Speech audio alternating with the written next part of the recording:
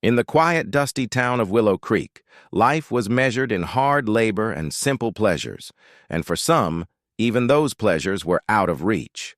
Among the townsfolk lived a young woman named Clara, known to all for her resilience, her gentle heart, and her relentless work ethic. Clara was born into poverty, a fact that shaped every waking moment of her life.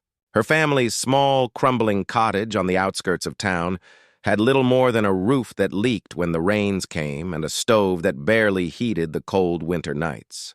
Yet Clara never complained. She understood that life was a series of trials, and she faced each one with quiet dignity. From sunrise to sunset, Clara worked. Her days began before the first light touched the horizon, when she would rise to tend to the small vegetable patch her family relied upon and feed the chickens and goats in the yard. Her hands, though soft in youth, had grown calloused from relentless toil. She sold eggs in hand-woven baskets in the market, earning just enough coins to buy necessities and keep her family afloat. Clara's poverty was visible to everyone. Her clothes were always patched, her shoes worn thin, and her hair often tied back with a ragged ribbon. But despite appearances, there was an undeniable grace in the way she moved, in the calm determination she carried in her eyes. The townsfolk, however, saw only what they wanted to see. Gossip traveled faster than the wind in Willow Creek, and Clara's life was no exception. "She's too poor to marry," some whispered, shaking their heads as she walked past the market. "No man could want a girl with nothing?" The words were cruel, meant to sting, and often they did. Clara overheard them more times than she could count, yet she had learned the art of silence. She didn't argue, didn't fight. She simply went about her tasks, letting her work speak for her in a town where words were cheap, and compassion even cheaper. Still, the weight of those whispers pressed down on her. Each insult, each sneer, chipped away at the fragile hope that perhaps life could hold something more than survival. She watched other girls her age with longing, girls dressed in fine fabrics, attending dances, laughing with men who admired their beauty. Clara's heart ached, not just for herself, but for the dreams she dared to hold close, the hope that one day someone might see her not as a poor girl, but as a person worthy of love, respect, and partnership. Yet Clara's poverty had given her other treasures, resilience, compassion, and wisdom beyond her years. She knew the names of every plant in her garden, understood the rhythms of the seasons, and could coax life from soil where others saw only dirt. She cared for her younger siblings with unwavering patience and comforted neighbors when illness struck. There was a quiet strength in her, a fire that no hardship could extinguish. As the sun dipped low on another long day, Clara returned to her small cottage, exhausted but determined. She knew that wealth was not the measure of a person, though society insisted otherwise. Somewhere deep in her heart, she clung to the hope that one day someone would look beyond her tattered dress and calloused hands and see the value that had always been there. For now she worked, she hoped, and she endured, unnoticed, uncelebrated, but unbroken. In a town where the poor were dismissed, Clara's life seemed destined to be ordinary. Yet fate often has a way of bending toward the unexpected, and the winds of change were about to sweep through Willow Creek in the form of a man who could see what others could not. The morning sun bathed Willow Creek in golden light, but for Clara, the warmth of the day did little to soothe the chill of humiliation she had grown accustomed to. Word of the upcoming town gathering, a festival celebrating the harvest, had spread through the streets, bringing excitement and anticipation.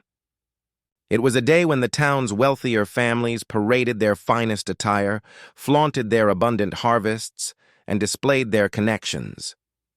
For Clara, it was a day she approached with caution. She had no lavish gown, no jewelry, no trappings of wealth to make her acceptable in the eyes of others. All she had was her dignity and the hope that her presence would go unnoticed. As Clara entered the town square, heads turned, not in admiration, but in the quiet judgment that she had learned to expect. The rich daughters of Willow Creek glided past in gowns of silk and velvet, their hair perfectly arranged and their laughter musical, like wind chimes in the breeze. Their eyes, sharp and assessing, darted toward Clara, taking in her patched dress, worn shoes, and the thin shawl she had wrapped around her shoulders.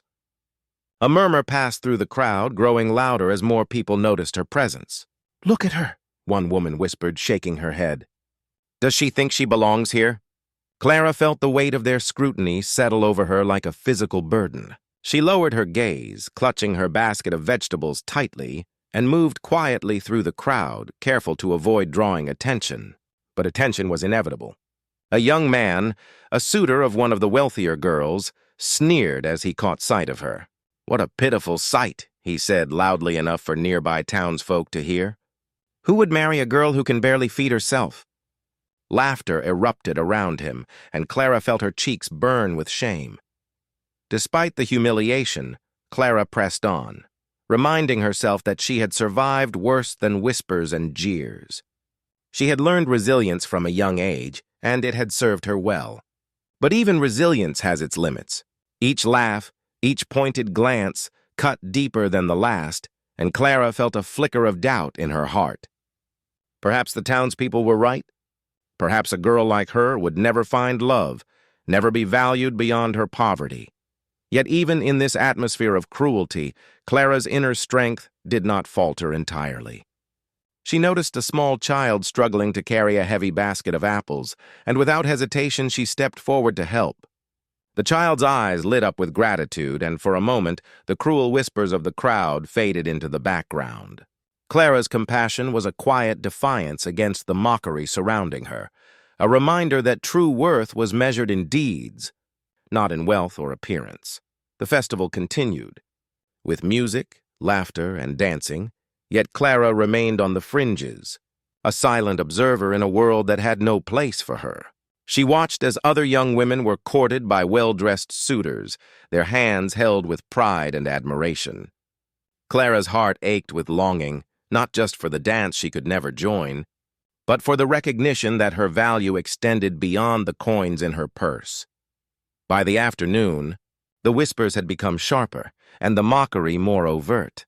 A wealthy matron shook her head as she passed. "She's too poor, too humble, too ordinary. No man of any sense would consider her." Clara kept her head bowed, feeling both anger and sorrow rise within her. The injustice of it all was suffocating, yet it also steeled her resolve. She would not let the town's cruelty define her. She would continue to work, to help, and to live with dignity, even if no one else recognized it. Little did Clara know, her endurance, her kindness, and her quiet strength had not gone unnoticed by all.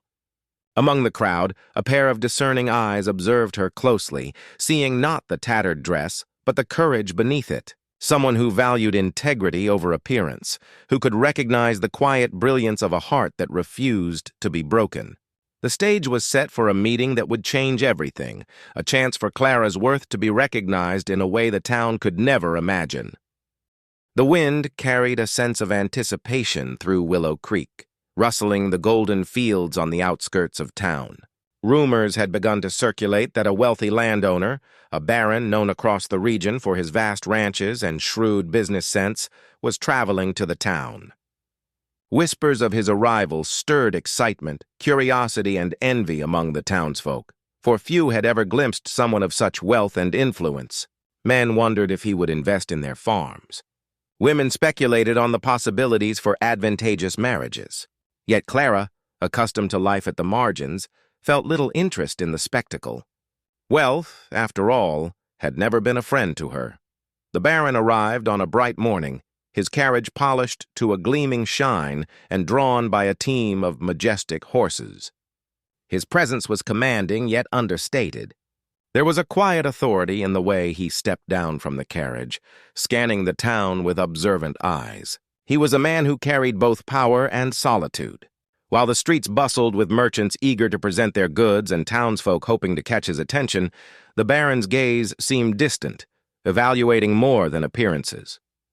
It was said that he sought a wife, not merely a pretty face. but someone capable of understanding the responsibilities of a sprawling estate, someone honest, resilient, and compassionate. Clara happened to cross the square at the very moment the Baron's carriage rolled into view. She paused, curiosity piqued despite herself watching the stir of activity. The townsfolk jostled and bowed, eager to make an impression. Women in elaborate gowns attempted to curtsy, while young men stood stiffly, hoping to catch a word from the Baron. Clara, however, remained in the background, unnoticed by most. She adjusted the strap of her worn basket, wary of drawing attention, yet unable to turn away from the sight of someone who seemed so far removed from the life of her small town. The Baron's attention, however, was not captured by the parade of wealth. Instead, his eyes wandered past the silks and ribbons, resting briefly on Clara. He noticed the simple way she carried herself, the steadiness in her posture, and the quiet attentiveness in her gaze. There was no vanity in her movements, no desire to impress, only a natural dignity born of years of hard work and responsibility.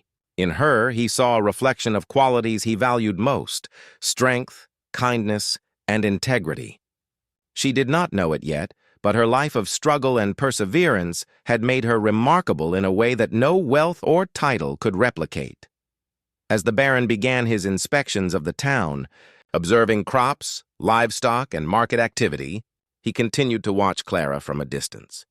While others attempted to dazzle him with flowery words or ostentatious displays, she simply helped an elderly man lift a crate of apples, offering a soft smile and a steady hand. It was an act unnoticed by most, but not by him. He made a mental note of her care, her thoughtfulness, and the ease with which she approached the world despite the obstacles that surely weighed on her.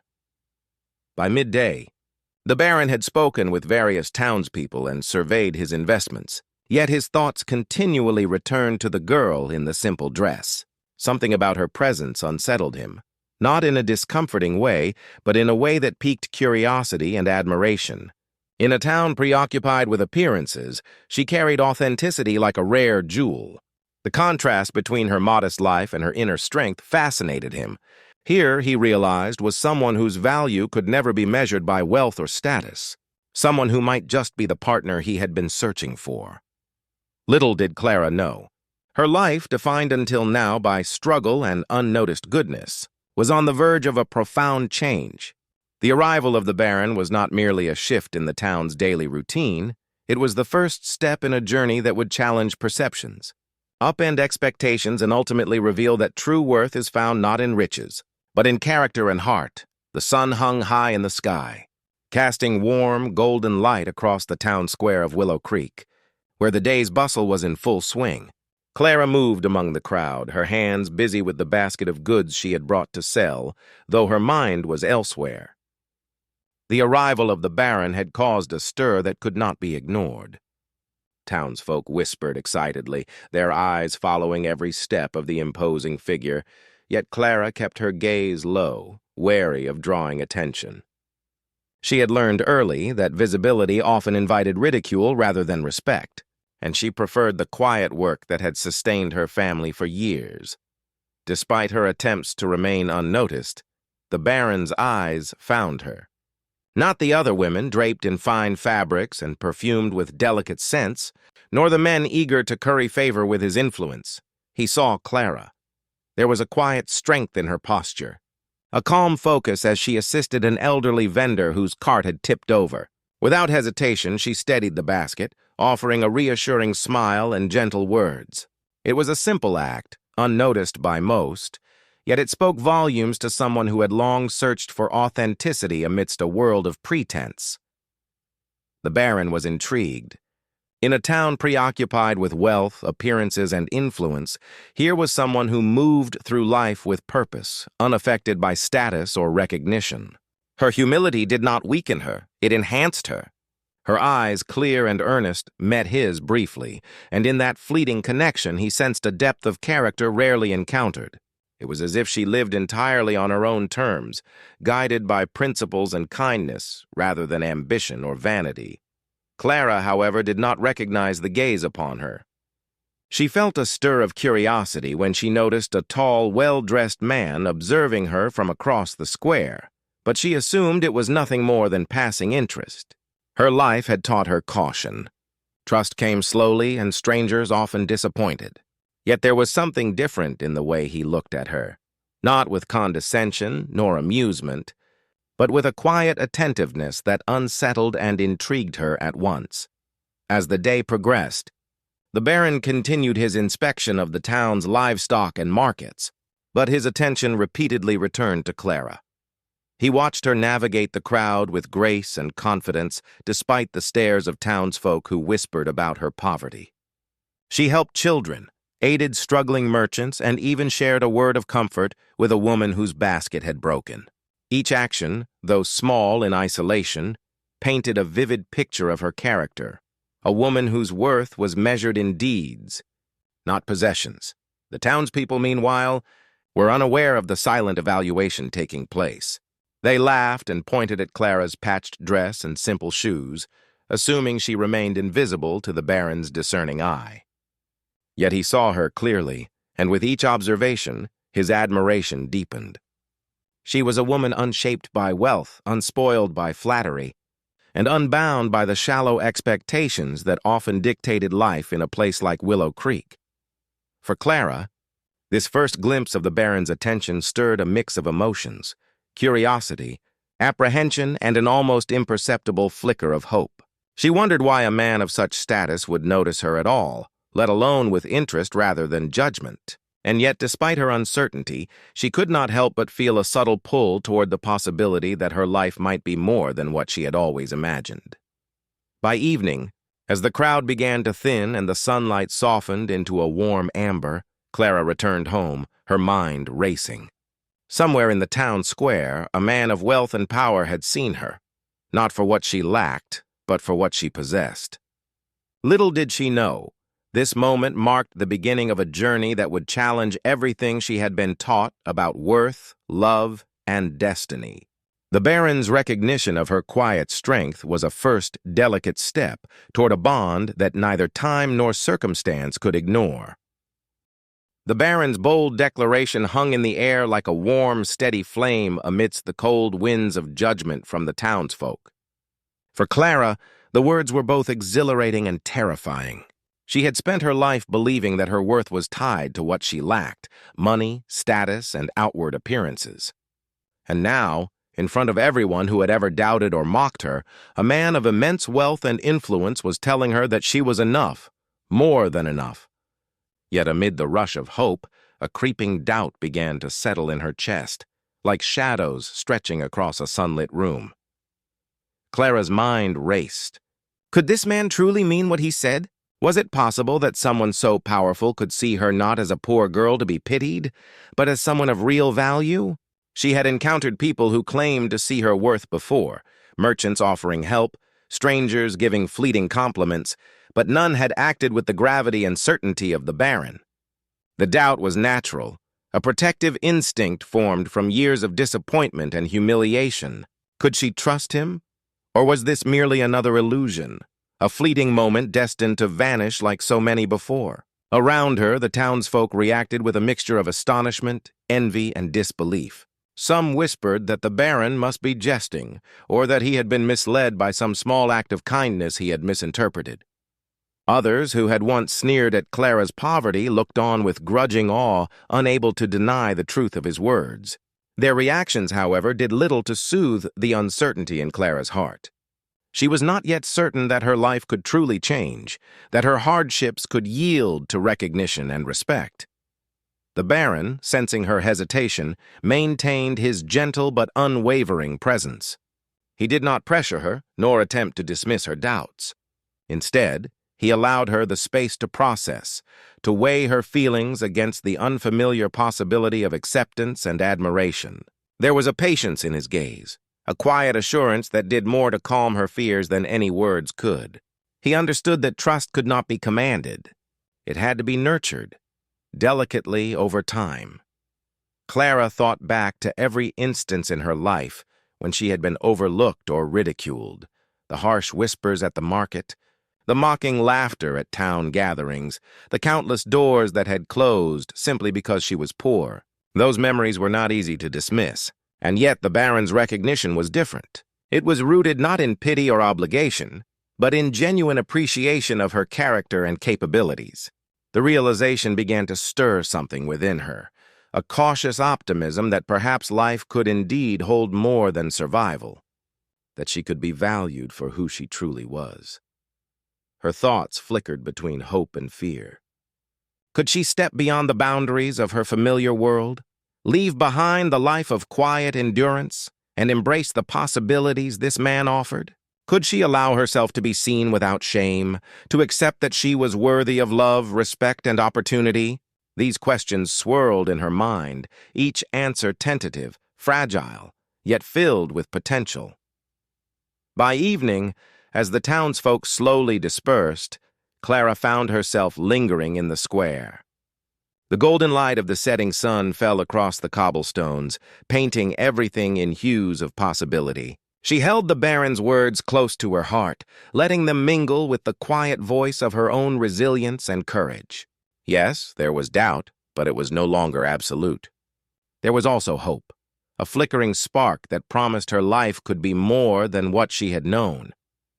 In that moment, Clara realized that shock and doubt were not signs of weakness. They were the natural companions of profound change.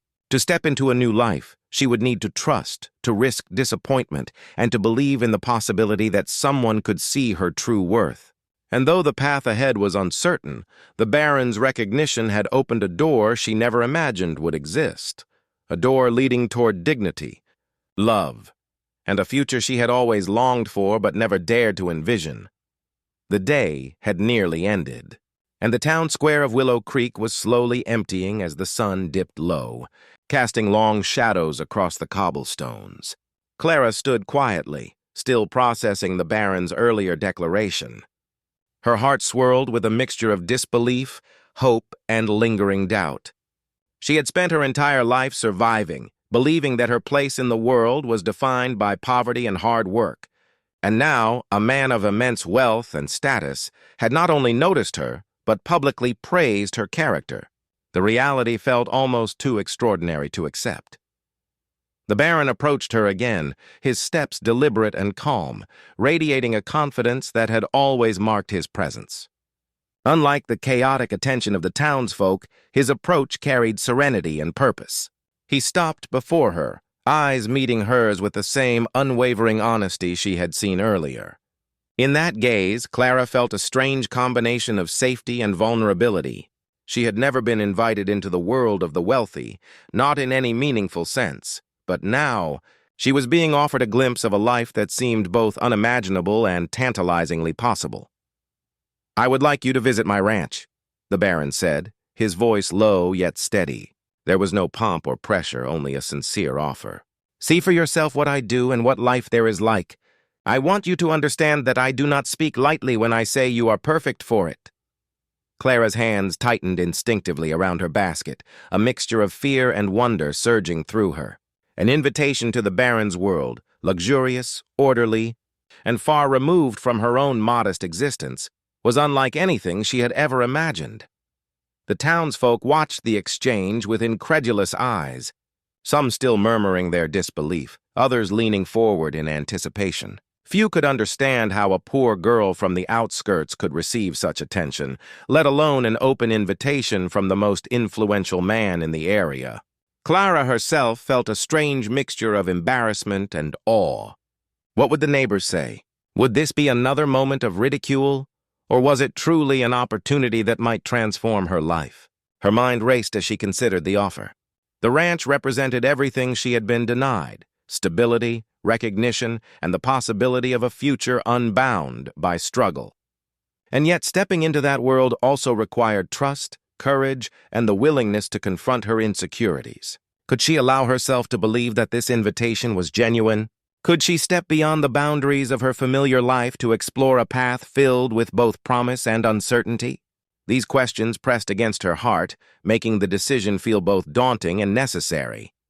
The Baron, sensing her hesitation, gave her a reassuring smile. "Take your time to consider," he said gently. "I do not ask for an immediate answer. I only ask that you see the truth of what I offer for yourself. Come to the ranch, and let us begin a journey of understanding." His words were careful, patient, and profoundly respectful. Unlike others who might have judged or pressured her, he allowed her the dignity of choice, giving her both space and encouragement. After a long moment, Clara finally nodded, a quiet determination settling in her chest. The offer was extraordinary, yes, but it was also an opportunity she could not ignore. She had spent her life defined by survival and limitation, but this was a chance to be recognized for her worth and to step into a life shaped not by scarcity, but by possibility. With a mix of trepidation and hope, she agreed to visit the Baron's ranch, understanding that this journey would test her courage and challenge her perceptions of herself and the world. As she prepared to leave the square with the Baron's guidance, Clara felt a shift within her, a sense of purpose and a spark of anticipation for the future. The invitation to the ranch was not merely a chance to see a place of wealth. It was an opportunity to see her own value reflected through someone who truly recognized it. And in that reflection, she began to imagine a life where her resilience, kindness, and strength might finally be appreciated, not as a curiosity, but as the foundation of something extraordinary. The town square of Willow Creek, once bustling with the cheerful chatter of vendors and townsfolk, now pulsed with tension as the Baron continued his visit. Clara moved cautiously through the crowd, her hands full with the small basket she had brought to sell. She tried to blend into the background, as she always had, but the Baron's watchful eyes seemed to follow her wherever she went. Even so, she refused to allow herself to think beyond the ordinary rhythms of the day, until the cruelty of the town reminded her that she was always under scrutiny. It began subtly. A group of wealthy young women, adorned in vibrant dresses and lace, whispered to one another as Clara passed. Their voices carried just enough for her to hear the sharp, mocking tone. "Does she really think she belongs here?" one sneered. Clara's fingers tightened around the basket handle, but she said nothing. She had learned long ago that speaking back only amplified the humiliation. Then came the young suitor, a man who fancied himself witty, though his humor was cruel. He stepped forward, blocking Clara's path with exaggerated theatrics, and declared loud enough for the gathered townsfolk to hear, "Look at her! She can barely afford a proper dress. Who would marry a girl like this? Surely no man of sense would stoop so low." His words drew laughter from the crowd, sharp and cutting, echoing through the square like a cold wind. Clara felt her face burn with shame, her chest tightening as if the world itself had turned against her. The humiliation was almost unbearable. Clara had endured mockery before, but the public nature of this insult, in front of the Baron and the entire town, magnified every sting tenfold. Her instincts screamed to flee, to hide in the safety of the narrow lanes leading to her small cottage. Yet something deeper within her resisted. She would not allow the cruelty of others to define her entirely. She stood, small and unassuming, yet unbroken. The Baron, who had been observing quietly from a distance, could no longer remain a mere spectator. The young man's insult had been loud, public, and deliberately demeaning. The Baron stepped forward, his presence commanding attention. The crowd, initially caught up in their amusement, fell silent as he approached Clara and the jeering suitor. There was a calm authority in the way he spoke, a tone that brooked no nonsense. "Enough," he said, his voice resonating across the square. "Your words are unworthy of this place, and your judgment clearly is clouded by envy and ignorance." The young man's smirk faltered, and whispers of astonishment rippled through the crowd. The Baron turned to Clara, taking her hand gently in his own. The touch was both protective and respectful, a gesture that immediately set the townsfolk abuzz. He looked into her eyes and declared clearly, with unwavering sincerity, "She is not too poor. She is strong, kind, and capable. More importantly, she possesses a dignity that cannot be measured by wealth or appearances. She is perfect for my ranch." The words struck the crowd like a thunderclap. Gasps filled the air as people turned to look at Clara in disbelief. Those who had mocked her moments before now struggled to comprehend the scene unfolding. Clara herself was stunned, unable to fully absorb the significance of the Baron's words. Could it be true? Could someone so powerful, so esteemed, see value in her where others had only seen poverty? Her heart pounded, a mixture of shock, relief, and tentative hope flooding through her. For the first time, she felt seen, not for her circumstances, but for her character, her kindness, and the quiet strength she had cultivated over years of hardship. The Baron's intervention was not merely a defense. It was a proclamation that she mattered, that her worth could not be measured by material wealth alone. As the crowd slowly dispersed, still murmuring in astonishment, Clara stood rooted to the spot. The sting of mockery remained, but it was tempered by a growing awareness. Her life might be about to change in ways she had never dared to imagine. The Baron's recognition had planted the first seed of hope, a fragile yet undeniable promise that her story was no longer defined by poverty, but by the extraordinary value that others, finally, could see.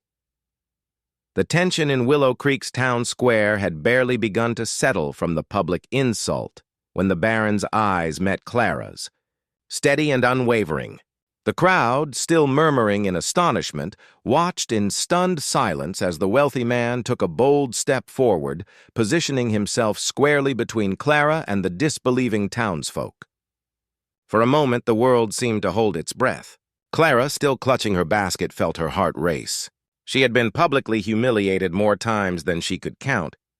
But this moment, this declaration, was unlike anything she had ever experienced. The Baron spoke with authority, yet there was warmth in his tone, a sincerity that cut through the sting of the earlier mockery. "I will not allow anyone here to judge her worth," he said firmly, his gaze sweeping over the gathered crowd. "Her character, her kindness, and her strength cannot be measured by the coin in her purse or the fabric of her dress." His voice resonated across the square, and even the most skeptical townsfolk felt a pause in their judgment. This was not a mere compliment or polite gesture. It was a proclamation that challenged every shallow notion they had of value and respect. Clara's pulse quickened. She had heard words of pity before, whispered by those who sought to console her for her poverty. But this was different. The Baron's eyes were not filled with condescension or obligation. They were filled with admiration and respect. The very air around her seemed to shift. The world that had once dismissed her, laughed at her, and deemed her unworthy now seemed smaller, as if the Baron's presence had carved out a space where she could finally exist without shame. The townsfolk began to whisper among themselves, astonished at the audacity of the declaration. A few faces betrayed envy, some disbelief, and others a dawning recognition that perhaps they had been wrong about Clara all along. Yet the Baron paid them no mind. His focus remained entirely on her. "You are not too poor," he continued, speaking directly to Clara, his hand still gently holding hers. "You are not defined by what you lack, but by the courage, compassion, and integrity that you have shown every day of your life. I see a woman who could not only run a ranch, but also enrich the lives of everyone on it." Clara felt tears prick at the corners of her eyes. She had spent her life believing that wealth, status, and outward appearances determined who was worthy of love and respect. But here was a man of immense fortune and influence, declaring without hesitation that she was more than enough. For the first time, she allowed herself to imagine a life where she could be valued not for her poverty, but for her heart and abilities. The Baron's declaration was more than words. It was an invitation. By publicly affirming her worth, he was offering her a new reality, one where she could step into a world of opportunity, dignity, and genuine recognition. He had not only defended her against the cruel judgment of the town, but elevated her, showing that true merit is often hidden behind humble appearances. For Clara, the shock was profound.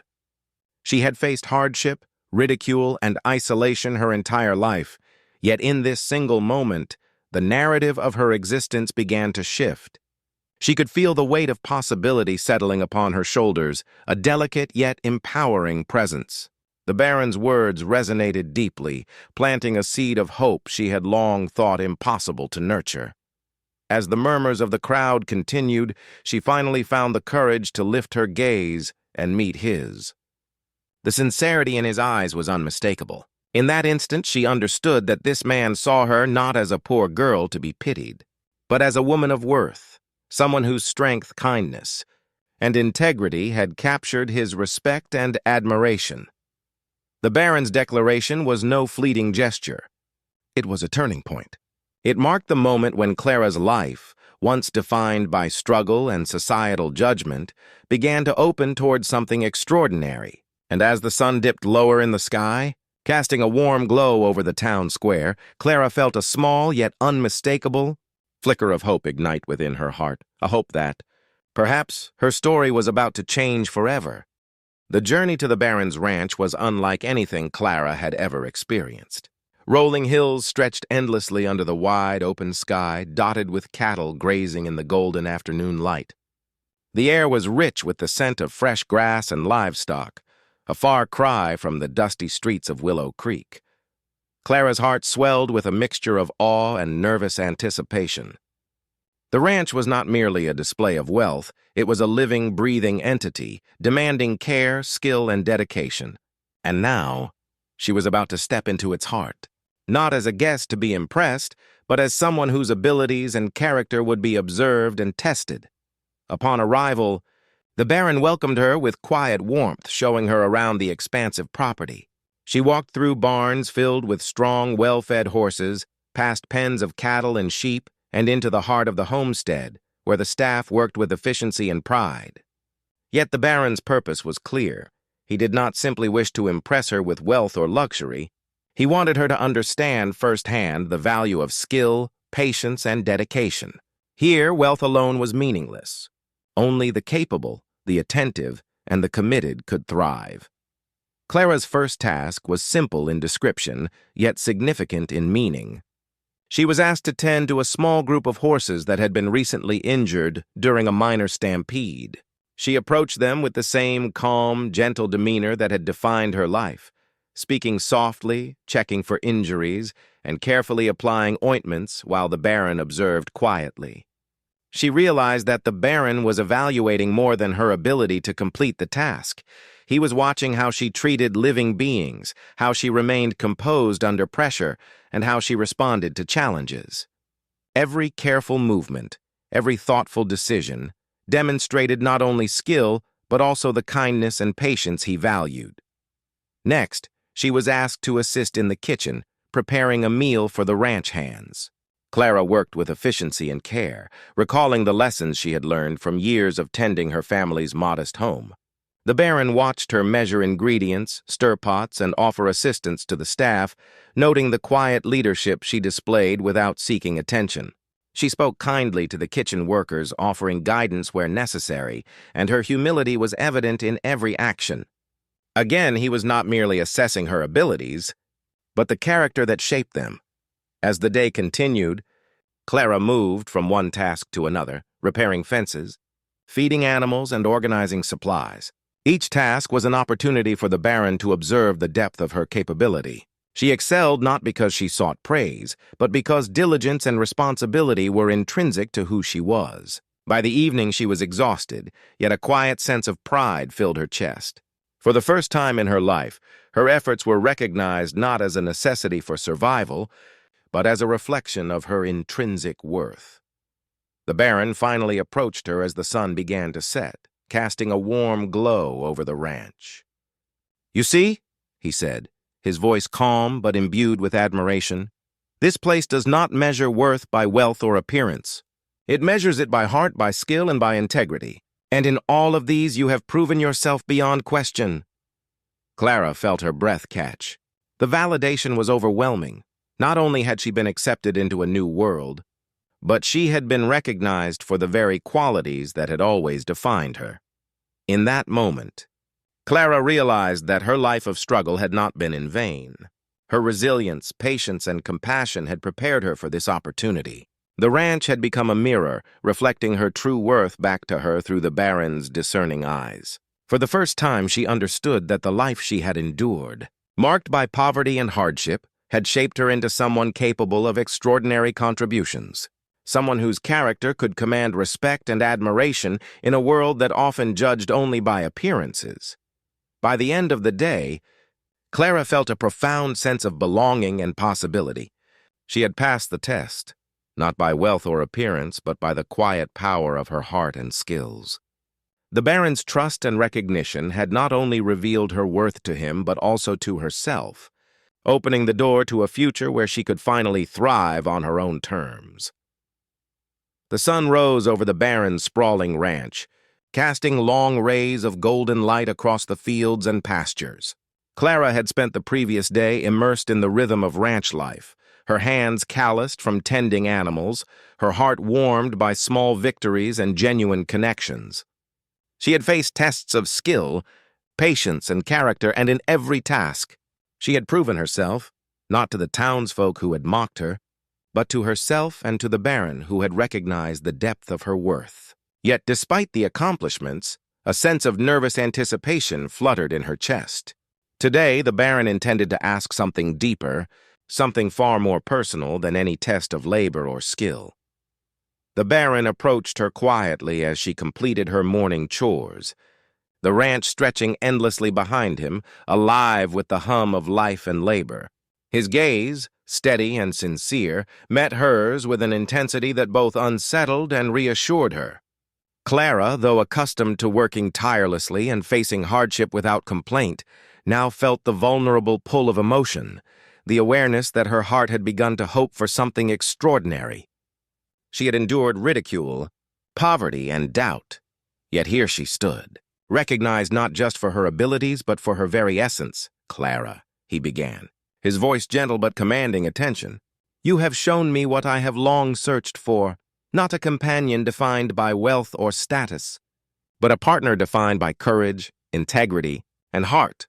His words were measured, deliberate, and yet they carried a warmth that penetrated the walls Clara had built around her heart. For years she had believed that love and respect were reserved for the privileged, that her life of struggle excluded her from such possibilities. But here, in the quiet expanse of the ranch, she was seeing the truth of a world in which her worth was recognized freely and without condition. The Baron took her hand in his, a gesture both simple and profound. The townsfolk who had once mocked her could never imagine the significance of this touch. A hand offered not out of pity, obligation, or societal expectation, but out of admiration and desire. The sincerity in his eyes reassured her. She was chosen, not for what she lacked, but for the qualities that had carried her through every trial of her life. Compassion, diligence, and strength were now celebrated, not ignored or ridiculed. Clara's heart raced as she felt a surge of emotion she had rarely permitted herself to experience. The possibility of love that was genuine, unwavering, and freely given. She had faced countless doubts, feared rejection, and carried the weight of poverty and scorn, yet now she stood in a moment of affirmation that surpassed all her previous hardships. The Baron's recognition was no fleeting sentiment. It was a declaration that she could finally accept herself fully, knowing that someone else had already seen her true value. Around them, the ranch flourished in golden light, the cattle grazing peacefully, the wind rustling through the fields, a living testament to balance, diligence, and care. In this environment, Clara realized that her journey had always been preparing her for this moment. Her skills, her resilience, and her character were not only necessary for survival, but had become the foundation of her future happiness. The ranch was not merely a place of work. It was a stage upon which she could finally claim the dignity and respect she had long been denied. With a calm yet deliberate motion, the Baron closed the distance between them, his voice softening. "Clara, will you walk this path with me? Will you take my hand, not out of duty, but freely, as I do, knowing that together we can face whatever comes?" Clara looked into his eyes, and for the first time in her life, she allowed herself to believe that such a future was possible. Without hesitation, she intertwined her fingers with his, feeling the warmth of trust, recognition, and love. In that instant, the trials, doubts, and hardships of her past seemed to dissolve. replaced by the radiant possibility of a life redefined. She had endured the world's mockery, proved her worth in deeds, and finally had been chosen freely, wholly, and sincerely. Together they stood on the threshold of a shared future, where wealth and status mattered little compared to integrity, compassion, and the courage to love freely. Clara had found not only recognition and respect, but a hand extended in partnership, a promise that her life's journey, long shaped by struggle, could now blossom into something extraordinary.